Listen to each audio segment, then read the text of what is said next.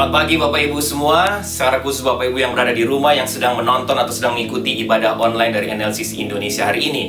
Hari ini tanggal 9 Mei 2021, selamat hari Minggu dan selamat merayakan Mother's Day. Khususnya kita yang berada di Amerika. Happy Mother's Day untuk semua ibu-ibu yang ada di rumah, Jemaat NLCC Indonesia maupun semua ibu-ibu yang sedang menonton ibadah atau mengikuti ibadah online hari ini. Baik Bapak Ibu, sebelum kita mulai ibadah hari ini, mari kita tundukkan kepala, kita berdoa. Tuhan, kami bersyukur dan berterima kasih karena hari ini, di hari yang spesial ini, dalam rangka merayakan Mother's Day, khususnya kami yang berada di Amerika, kami ada waktu untuk beribadah bersama, kami ada waktu untuk memuji menyembah-Mu, kami ada waktu mendengarkan suara-Mu melalui kebenaran firman-Mu yang akan disampaikan oleh hamba-Mu hari ini. Hamba berdoa kiranya Tuhan hadir di sini dalam ruangan ini, di ruangan hamba-Mu menyampaikan firman Tuhan. Tuhan hadir di ruangan semua Bapak Ibu yang sedang menonton mengikuti ibadah online ini di rumah mereka masing-masing. Terima kasih Tuhan, dan doa hamba kiranya Tuhan memberkati kami semua. Kami semua yang melayani, kami semua yang mendengarkan, kami semua tanpa terkecuali kami diberkati oleh Tuhan melalui seluruh rangkaian ibadah hari ini. Terima kasih Tuhan. Ibadah dalam rangka Mother's Day hari ini kami serahkan dalam tangan Tuhan. Tuhan beracara, Tuhan kiranya memberkati kami semua. Dalam nama Tuhan Yesus kami berdoa. Amin. Bapak Ibu, mari kita sama-sama mulai ibadah hari ini. Kita mau memuji menyembah Tuhan bersama.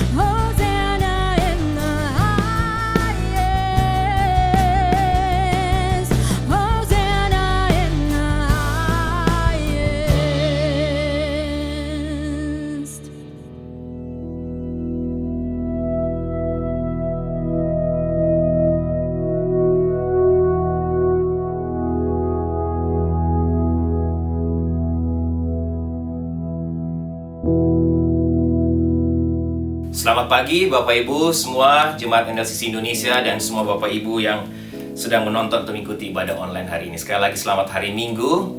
Kita akan mendengarkan firman Tuhan hari ini. Seperti yang sudah saya sampaikan tadi, hari ini hari yang spesial karena kita akan merayakan Mother's Day. Hari ini adalah hari yang istimewa karena kita ada di sini, kita beribadah hari ini tentunya selain untuk menyembah Tuhan bersama, tapi juga sekaligus dalam rangka memberikan penghargaan, memberikan penghormatan kepada ibu kita, kepada mama kita di hari yang spesial ini. Bahkan untuk semua ibu-ibu, semua mama yang ada di sini, di NLCC Indonesia yang sedang mendengarkan ibadah ini, maupun untuk semua mama, semua ibu-ibu di seluruh muka bumi ini. Bapak Ibu, sebenarnya kita melakukan ini bukan hanya karena Mother's Day atau karena kita diperintahkan oleh Tuhan sebagai orang percaya. Tapi saya rasa ini sesuatu yang indah, sesuatu yang mulia, dan sudah sepantasnya selayaknya untuk kita lakukan apalagi sebagai orang percaya. Saya yakin banyak di antara kita hari ini yang berharap ibunya, mamanya masih hidup sehingga mereka atau kita masih bisa memberikan penghargaan kepada mereka, mengingat mereka dan menunjukkan kepada mereka bahwa kita mengasihi mereka.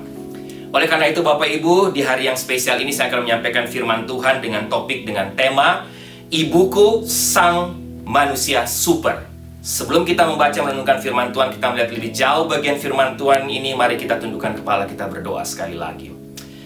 Tuhan, kami bersyukur, terima kasih karena hari ini kami ada waktu dan kesempatan untuk mendengarkan kebenaran firman-Mu, mendengarkan suara-Mu melalui firman Tuhan hari ini, khususnya dalam rangka kami memberikan penghormatan, penghargaan, dan ucapan terima kasih kami kepada ibu, mama kami, atau kepada semua ibu di seluruh dunia ini. Doa hamba kiranya firman Tuhan hari ini yang sudah memberkati hamba, menguatkan hamba, kiranya menjadi berkat menguatkan untuk semua kami lagi, bahkan secara khusus untuk semua ibu-ibu dimanapun mereka berada.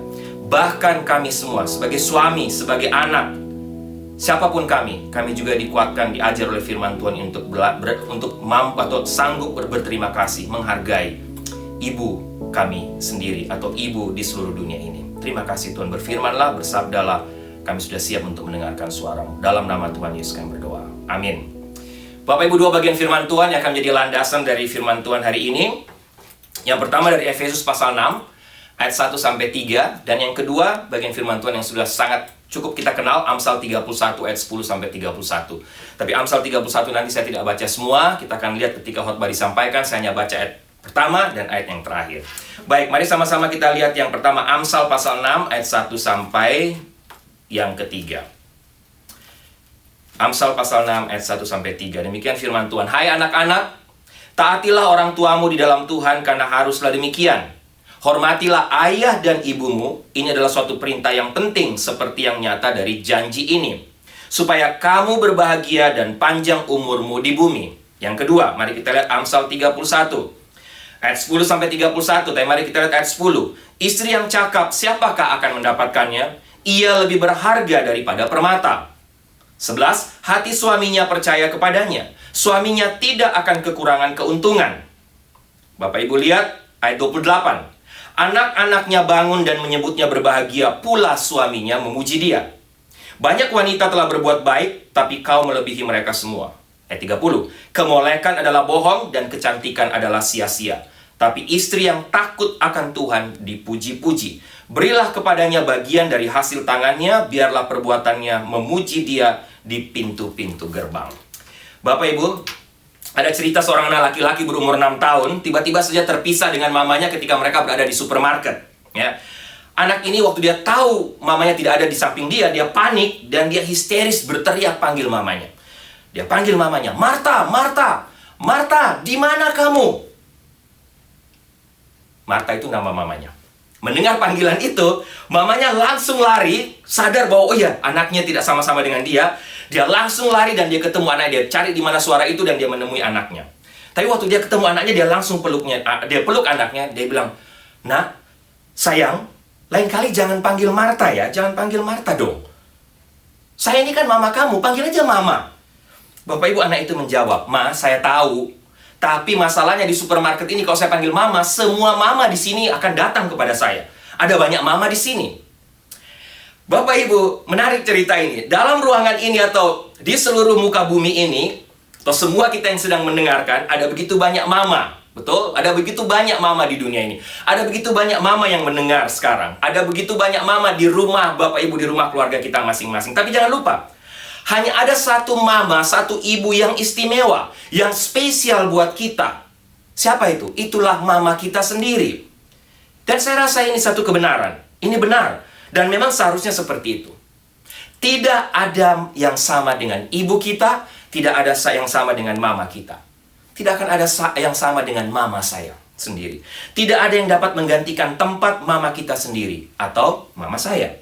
Ada seseorang pernah menulis, Anda akan berubah menjadi seorang ibu ketika, dia tulis beberapa list. Saya nggak tahu Bapak Ibu familiar dengan ini, tapi mungkin orang yang tinggal di sini familiar. Dia bilang, Anda akan berubah menjadi seorang ibu ketika kamu secara otomatis menyimpul atau mengikat 2 kali apa saja yang kamu ikat. Tanpa sadar kamu menyanyikan lagu Nina Bobo kalau di Indonesia, atau jagaku seperti biji matamu. Waktu Devia Kenneth kecil, tiap kali saya gendong mau tidur saya nyanyi lagu ini. Jagaku seperti biji matamu, naungiku di bawah sayapmu. Itu Bapak Ibu sambil gendong dia, ya. Tapi penulis ini katakan, kamu akan berubah menjadi seorang ibu ketika tanpa sadar waktu kamu cuci piring, kamu juga nyanyi Nina Bobo dan jagaku seperti biji matamu. Tiap kali kamu mendengar ada suara bayi menangis di toko, kamu secara otomatis gelisah dan berjalan mencari di mana suara itu berada. Padahal kamu tahu bahwa anakmu lagi berada di sekolah. Kamu mulai suka bau wortel yang dicampur atau di blender dengan apple sauce dan pisang. Kamu menghabiskan waktu setengah jam lebih untuk mencari sunglasses kamu hanya supaya bisa mendengar anak remaja kamu yang katakan, Ma, ngapain kamu cari sunglasses kamu? Itu loh, kamu punya banyak. Kamu pakai aja apa yang ada. Kamu juga akan berubah menjadi seorang ibu ketika kamu lagi keluar untuk date atau dating dengan suami kamu, pergi makan ke restoran yang romantis, tapi tanpa sadar. Waktu makanan steak itu atau makanan datang, kamu tiba-tiba ambil pisau dan kamu tidak memotong steak kamu sendiri, tapi kamu memotong steak suami kamu. Bapak Ibu, benar tidak kebenaran ini? Waktu kita sudah punya anak, kita berubah. Yang menjadi fokus bukan diri kita lagi, tapi anak kita. Para pakar keluarga juga mengatakan bahwa seorang wanita akan benar-benar berubah ketika dia menikah. Bukan ketika dia menikah, tapi ketika dia punya anak atau dia menjadi seorang ibu. Bapak Ibu, sekarang saya beri waktu kepada kita semua, khususnya anak-anak atau semua kita yang punya ibu. Coba pikirkan dan ingat apa saja yang ibu kita atau mama kita pernah ajarkan kepada kita. Mari kita mengambil waktu 1-2 menit mungkin. Atau mungkin 5 menit, silakan kalau banyak. Tapi saya pribadi, saya mencatat beberapa Bapak Ibu yang saya bacakan secara cepat. Mama saya pernah mengajarkan saya untuk menghargai pekerjaan seseorang. Dia bilang, jangan bawa sepatu masuk rumah. Mama baru saja selesai bersihkan rumah. Oke, mama baru pel rumah, taruh sepatu di luar. Mama saya pernah mengajarkan saya tentang menjadi orang Kristen yang benar. Dia bilang, jangan lupa berdoa sebelum makan ya. Berdoa supaya dompetmu yang hilang ketemu. Kalau perlu sesuatu, berdoa saja, jangan pernah minta sama orang lain. Minta sama Tuhan Yesus. Mama saya pernah mengajarkan tentang menghargai yang namanya waktu. Mama saya bilang apa? Kalau kamu terlambat bangun, mama akan ketok kamarmu berulang-ulang sampai kamu bangun. Karena mama nggak mau kamu terlambat. Jangan pernah terlambat ke gereja. Karena kalau kamu terlambat, berarti kamu tidak menghargai Tuhan. Mama saya mengajarkan tentang bagaimana menggapai masa depan. Mama saya bilang apa? Ricky, sekolah yang benar, tapi ingat punya ilmu yang banyak tidak lebih penting daripada karaktermu. Mama saya mengajarkan tentang ilmu pengetahuan dan sains. Kalau makan jangan bunyi, jangan berdecak seperti itu dong. Sebaiknya kunyah makanan dengan benar, jangan langsung makan, supaya bisa diproses oleh usus dengan baik. Saya lupa mama saya bilang berapa kali, itu 24 kali kalau nggak salah. Mama saya mengajarkan tentang kepercayaan diri dan integritas. Mama saya bilang apa? Kalau orang bully kamu punya tanda. Bapak Ibu tahu saya ada tanda lahir di sebelah kanan sini. Mama saya selalu ingatkan, kalau orang bully ejek kamu dengan tanda lahirmu, bilang kamu itu atau saya itu anak spesial. Karena kalau saya hilang, papa mama saya gampang temukan. Mama saya juga bilang, kalau bisa bertahanlah di satu tempat kerjaan kalau itu memungkinkan. Mama saya juga mengajarkan tentang cuaca dan gejala-gejala alam. Mama saya bilang, kalau binatang sudah mulai ribut, hati-hati, kemungkinan besar akan ada earthquake, akan ada gempa. Mama saya mengajarkan tentang arti hidup dan kefanaan dunia ini.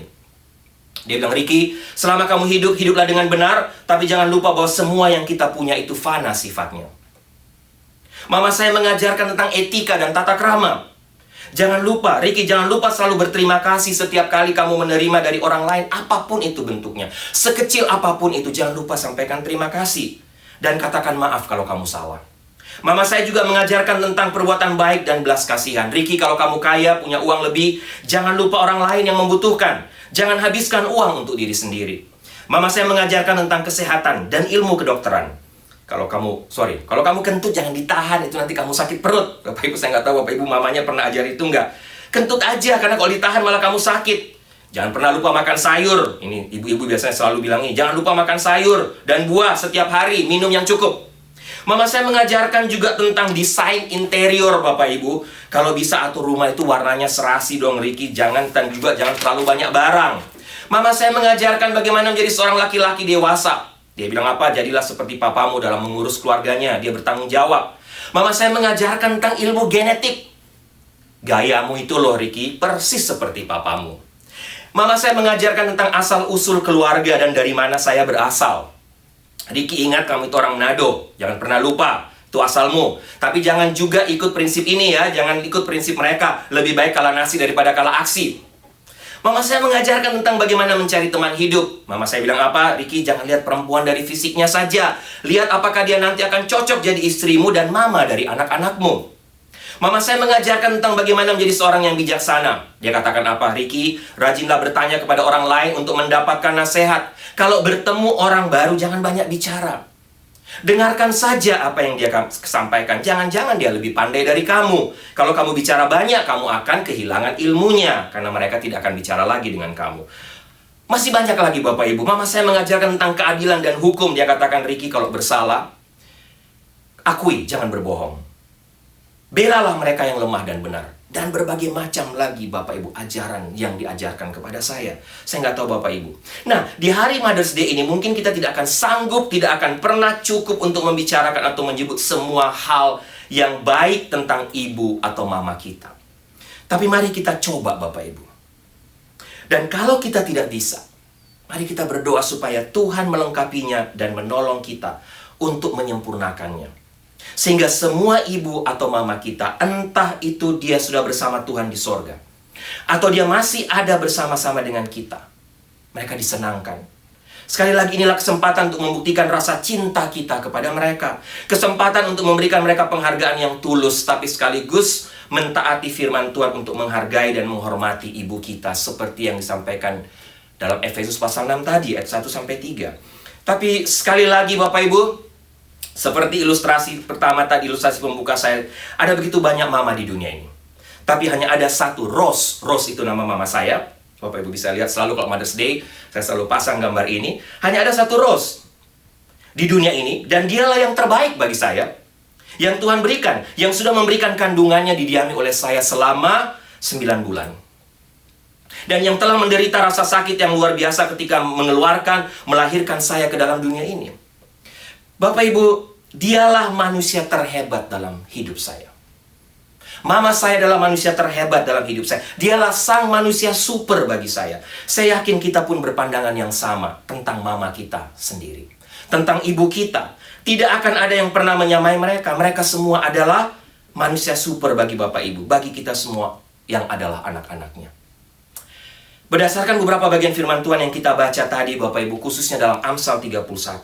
Hari ini saya akan share dan membagikan paling tidak ada 3 pemikiran atau 3 hal yang akan membuktikan bahwa iya, benar. Ibu kita atau ya ibu Bapak Ibu, ibu saya, ibu kita adalah, mereka layak disebut sebagai manusia super. Mereka layak untuk disebut superwoman. Mereka layak untuk disebut supermom.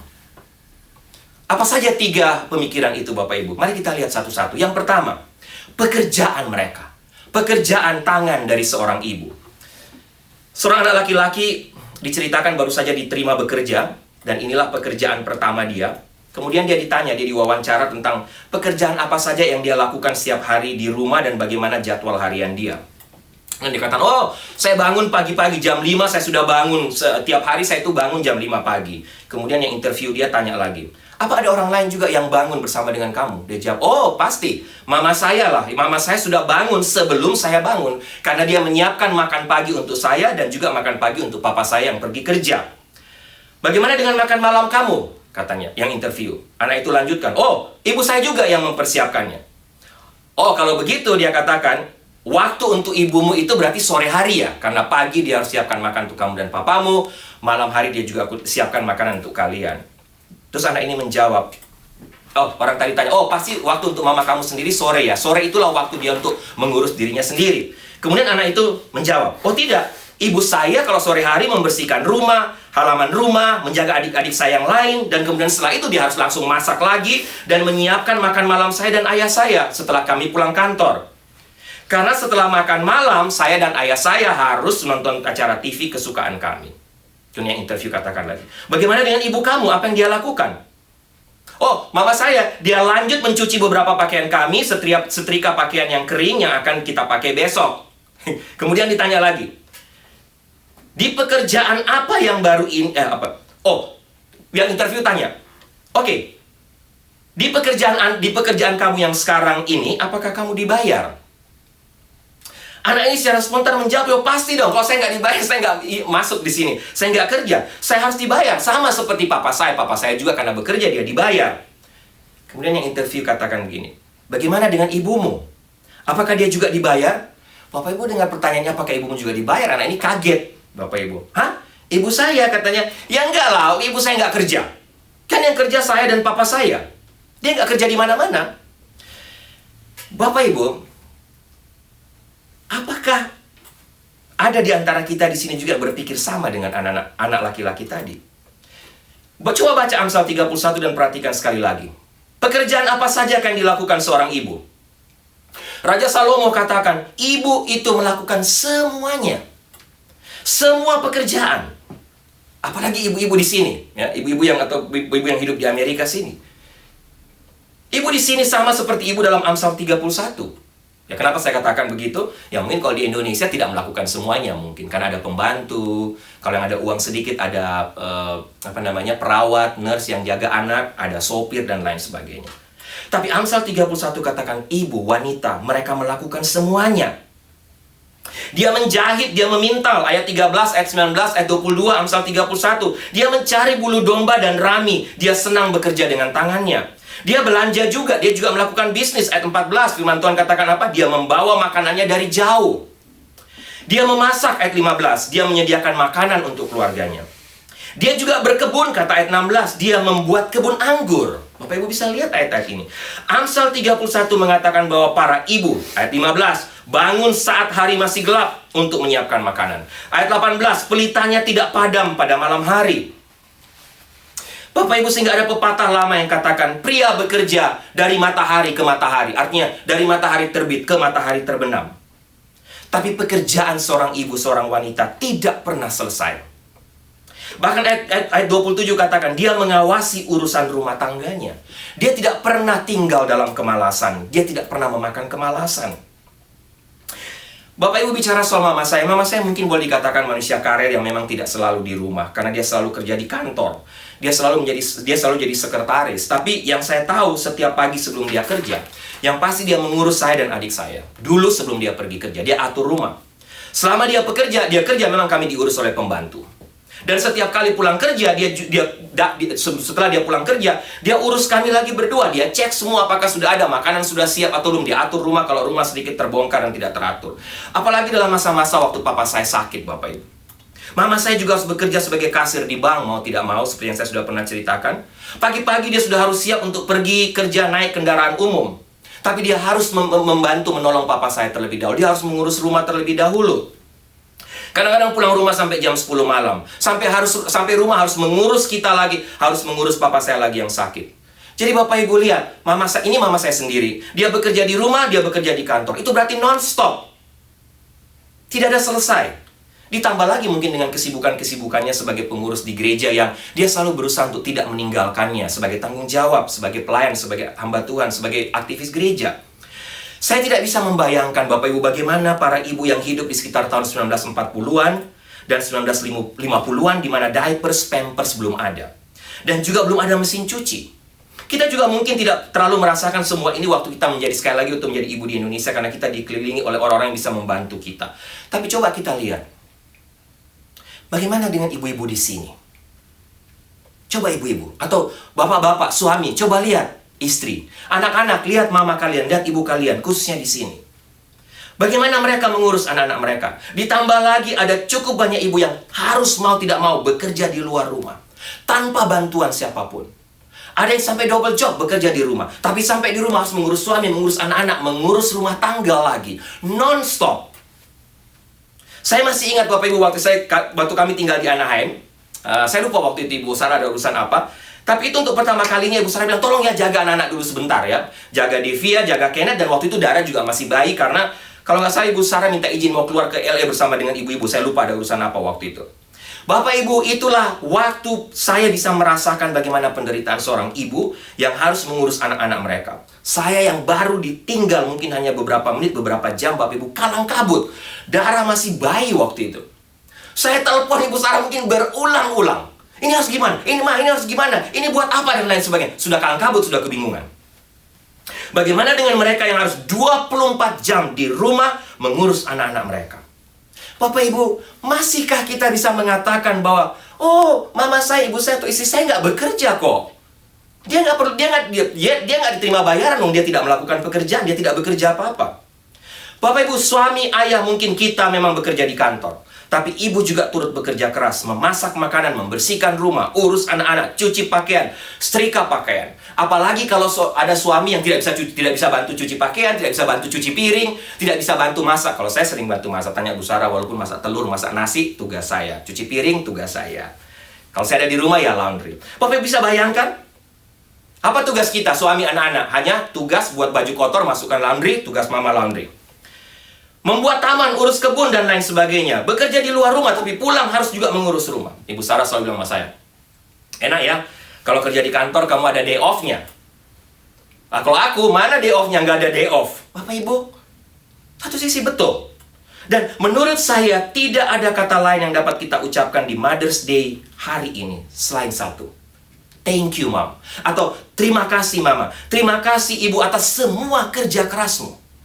Thank you, Ma. Terima kasih, Ma, untuk semua pekerjaan yang sudah engkau lakukan non-stop.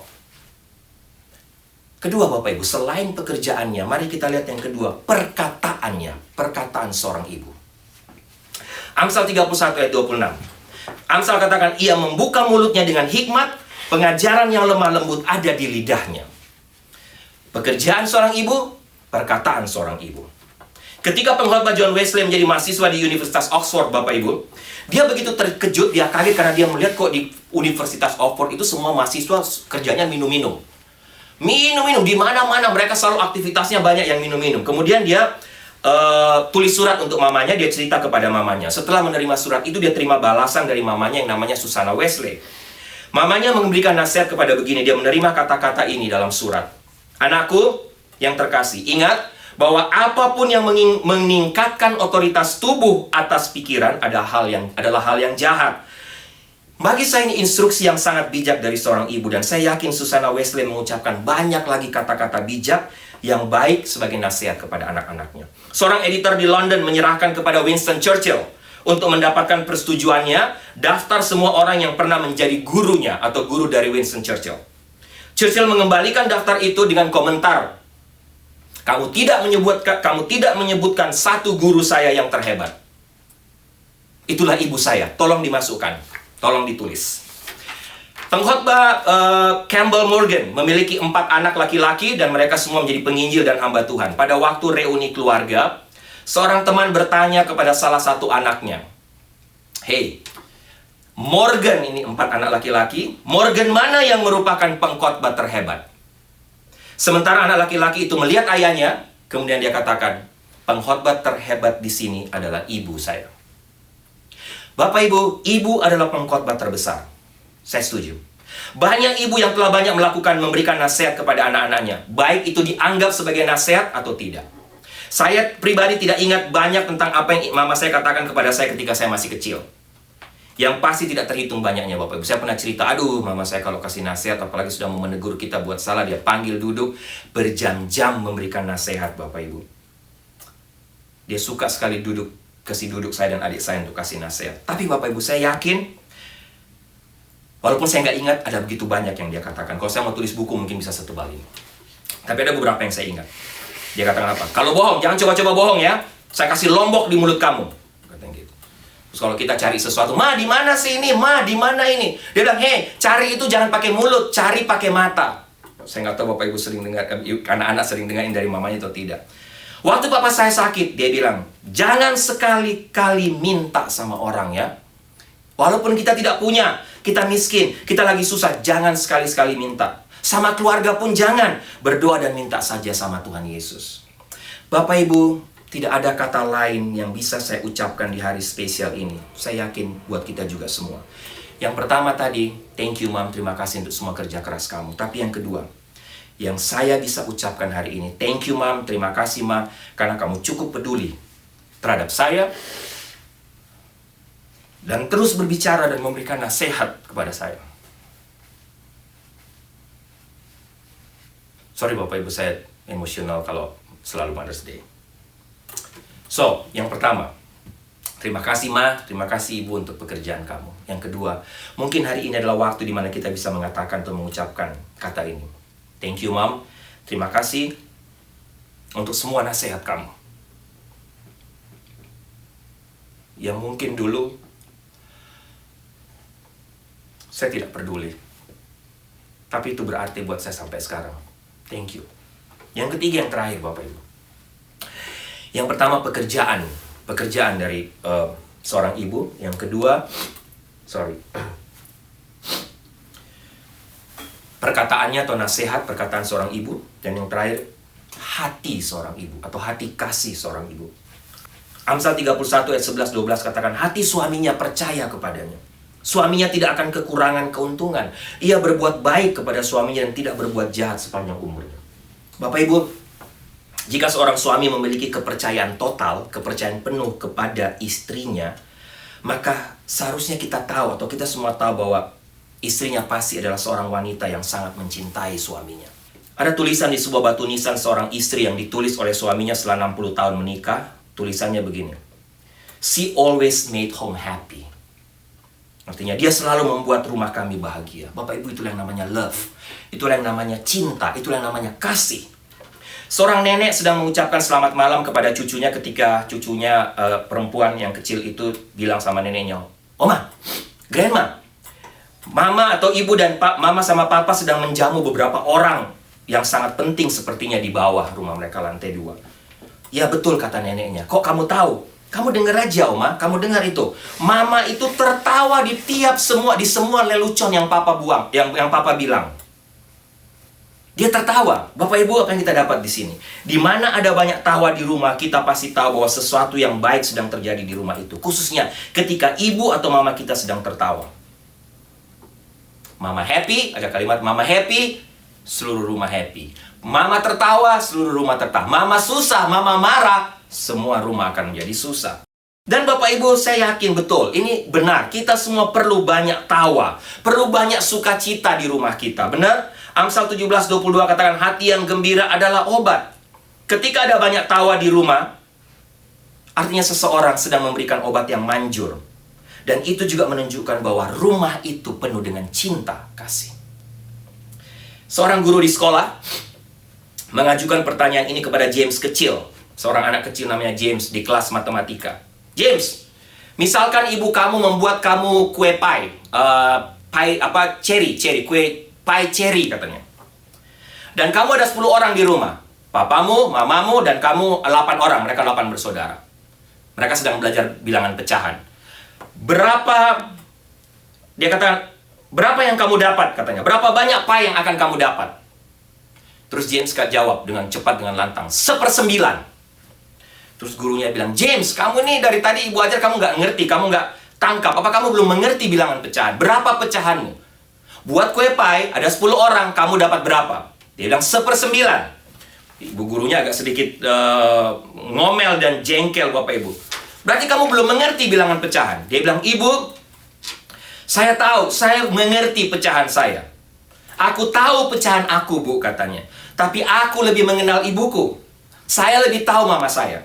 Tiap kali dia buat kue pie, kue apapun, dia selalu tidak pernah mau terima untuk dirinya sendiri. Dia selalu katakan, tidak usah untuk saya. Itu berarti selalu kue yang dibuat mama selalu tidak pernah dibagi 10, selalu dibagi 9.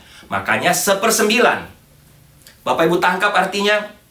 Seorang ibu, seorang mama selalu mengingat orang lain. Dia tidak pernah mengingat dirinya sendiri. Ketidakegoisan seorang ibu menunjukkan hati yang penuh kasih sayang kepada keluarganya. Dan kita semua dapat mengingat banyak tindakan pengabdian yang tidak mementingkan diri sendiri, yang dilakukan oleh ibu kita, mama kita, di rumah kita, keluarga kita. Bapak Ibu bisa ingat, seorang ibu selalu mementingkan keluarganya daripada dirinya sendiri. Ketika dia sudah punya suami, dia punya anak, suami terlebih dahulu. Suami yang penting. Ketika punya anak, anak-anak yang penting. Bapak Ibu, kadang-kadang seorang ibu ketika dia sudah menikah, dia sudah punya anak, dia tidak ada waktu lagi untuk mengurus dirinya sendiri. Semua untuk suami dan anak-anak. Waktu mama saya sakit berat sebelum dia meninggal bulan Desember tahun 2005, Bapak Ibu yang di GMI Downey tahu, ketika kami sekeluarga baru tiba di sini, saya tidak bisa pulang menemani dia selama dia sakit, juga tidak bisa pulang waktu dia meninggal. Tapi saya ingat ada satu percakapan dengan dia waktu dia sudah terbaring di rumah sakit dalam kondisi kritis. Saya sampaikan penyesalan saya, dia masih bisa bicara sedikit waktu itu. Saya sampaikan penyesalan saya karena belum bisa membahagiakan dia. Belum sempat memberikan apa-apa. Belum sempat mengajak dia ke sini. Ada rencana, ada planning waktu saya bilang sama Ibu Sarah, kalau ada waktu, ada uang lebih, kita ajak mama ke sini.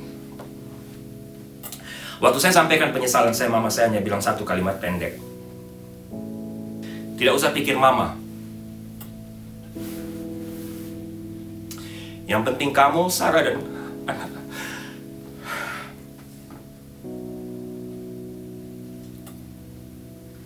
Yang penting kamu dan Sarah dan anak-anak happy di sana. Saya juga tidak pernah lupa beberapa kali saya dan Sarah pada awal-awal pernikahan kami ketika kami punya pergumulan yang berat. Maaf Bapak Ibu. Saya dan Sarah atau kami mengadu kepada mama, dan mama secara spontan katakan, gak usah pikirkan. Mama bantu. Mama akan usahakan dengan berbagai macam cara untuk bisa bantu kalian. Mama juga terbatas, mama juga gak punya banyak. Untuk meringankan beban kalian, mama buat apa saja. So Bapak Ibu, sekali lagi hari ini saya hanya bisa sampaikan, Ma, thank you.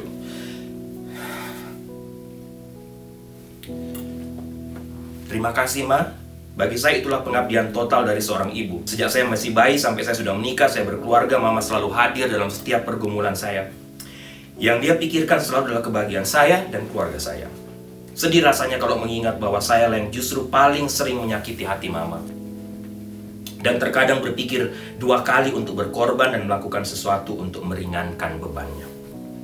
So Bapak Ibu, sekali lagi, itulah kata yang bisa kita ucapkan hari ini. Yang pertama, terima kasih Ma untuk kerja kerasmu. Kedua, terima kasih Ma untuk semua nasihatmu. Dan yang ketiga, yang terakhir, Ma, terima kasih, atau Ibu, terima kasih karena kamu mencintai saya lebih dari saya mencintai kamu. Terima kasih untuk kasih kamu. Bapak Ibu, kiranya firman Tuhan ini, maaf kalau saya emosional selalu kalau Mother's Day, kiranya firman Tuhan ini menguatkan, menjadi berkat buat kita. Marilah kita ambil waktu ini. Suami, kalau ada waktu di rumah, datangin istri bapak-bapak, terus datangi istri. Minta ampun kalau kita pernah buat salah atau kita menganggap dia tidak pernah bekerja, kita saja yang bekerja. Dia tidak bekerja di rumah. Kalau pernah kasar terhadap istri, mungkin ini waktu untuk minta maaf. Peluk istri kalian di depan anak-anak kalian dan katakan, Ma, minta maaf, dan belajarlah untuk memberikan penghormatan dan penghargaan. Dan untuk semua anak-anak, siapa saja yang masih ada mamanya atau ibunya masih hidup, pakailah hari Mother's Day hari ini untuk datang kepada mereka. Katakan terima kasih untuk semua kerja kerasmu, Ma. Terima kasih untuk semua nasihatmu, Ma. Terima kasih untuk semua kasihmu.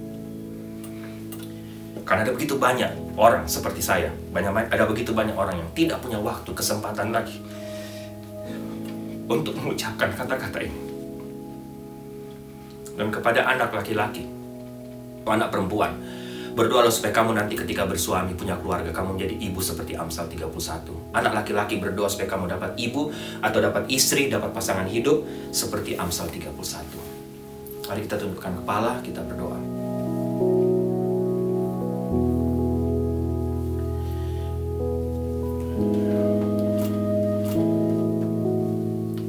Tuhan, bersyukur, terima kasih untuk kebenaran firman Tuhan hari ini. Hamba terbatas untuk menguraikan, menjabarkannya. Hamba juga mungkin terbatas atau kami semua terbatas untuk berterima kasih kepada ibu atau kepada mama kami. Tapi kiranya firman Tuhan ini sekali lagi memberikan kekuatan kepada kami dan belajar sesuatu yang penting. Firman Tuhan hari ini menolong kami, menguatkan kami untuk memakai waktu kesempatan ini selama ibu kami, mama kami masih hidup, masih ada bersama kami, untuk terus mengucapkan terima kasih, mensupport, menghargai, menghormati, dan katakan terima kasih kepadanya. Terima kasih Tuhan, kiranya Tuhan berkati sekarang untuk semua ibu-ibu dimanapun mereka berada. Entah yang single mom atau ibu-ibu, bagi istri dimanapun, dan tiap-tiap pergumulan mereka menjadi seorang istri menghadapi suami, pergumulan sebagai ibu menghadapi anak-anak. Hamba berdoa dari tempat ini Tuhan memberkati mereka, berikan mereka kekuatan. Terima kasih Tuhan untuk firman-Mu. Dalam nama Tuhan Yesus kami berdoa. Amin. Baik Bapak Ibu, doa saya kita semua diberkati lagi melalui kebenaran firman Tuhan ini, khususnya ibu-ibu yang mengikuti mendengarkan firman Tuhan ini. Sekali lagi minta maaf kalau saya emosional. Selalu Mother's Day saya emosional. Maaf kalau nangis terus, tapi kiranya firman Tuhan hari ini sekali lagi menguatkan kita semua, menguatkan suami, jadi pelajaran buat suami, buat anak-anak, terlebih kiranya memberkati semua ibu-ibu dimanapun ibu-ibu berada. Sekali lagi Happy Mother's Day dari saya, dari Kak saya dan Ibu Sarah sebagai hamba Tuhan, dari kami sekeluarga. Happy Mother's Day untuk semua ibu-ibu. Baik Bapak Ibu, sebelum kita tutup dalam doa berkat, ada beberapa pengumuman yang tidak ada yang ulang tahun dalam minggu ini. Tapi yang pasti kita mengucap syukur bersama-sama karena Jede Lolopua, anak dari Pak Marcelo Lolopua dan Ibu Andrini Lolopua yang dibaptis hari ini di chapel. Kita mengucapkan congratulations, selamat buat Jede, tapi selamat juga buat Marcelo dan Dini. Kita terus doakan mereka sebagai orang tua. Dini, sesuai firman Tuhan hari ini, dia bisa menjadi seorang ibu bagi Jede yang kerja keras. Jadi ibu yang memberikan terus nasihat kepada Jede, nasihat firman Tuhan, dan yang mengasihi Jede. Doakan juga Selo, semua mereka. Dua orang tua ini menjadi orang tua yang membawa, nantinya bisa membuat Jede menjadi takut Tuhan, mengasihi Tuhan. Terima Tuhan Yesus sebagai Tuhan dan Juru Selamat. Baik Bapak Ibu, kita terus saling mendoakan di rumah kita masing-masing.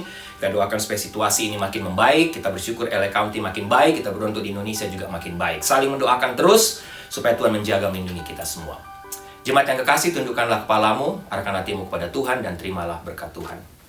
Anugerah keselamatan dari Tuhan Yesus Kristus, kasih sayang yang tidak berkesudahan dari Allah Bapa, serta penyertaan dari Roh-Nya yang kudus, kiranya menyertai engkau sekalian, mulai hari ini sampai Maranatha Tuhan Yesus datang kembali. Haleluya, amin.